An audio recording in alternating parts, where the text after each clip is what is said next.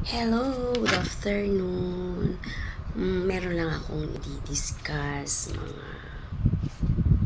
sa lahat na kasi ako sa trending na words na marites.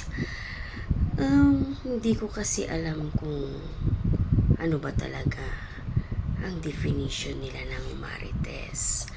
Marites is sinasabi nilang chismosa. Yung words na chismosa, hindi ko rin alam kung paano ko explain kung ano ba talaga at paano ba talaga na naging chismosa ang isang tao. Tama po ba? Chismosa, sabi nila, kasi maraming klase din yan. Pag pinagkukwentuhan nyo ang isang tao, hindi ibig sabihin chismosa kayo. Tama po ba? Lalo kung ang pinag-uusapan nyo is pawang katotohanan lang, hindi po yung chismosa. Ang alam ko lang para sa akin, ang alam kong definition ko ng chismosa is yung sinisiraan mo isang tao.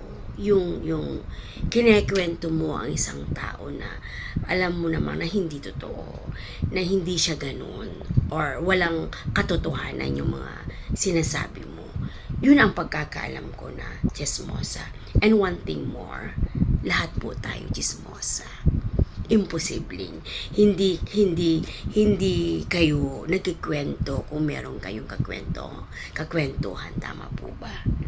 Diba?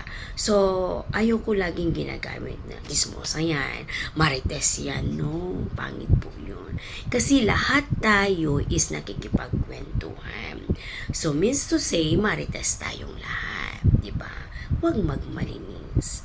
Pangit po ang isang taong nagmamalinis. Basta para sa akin lang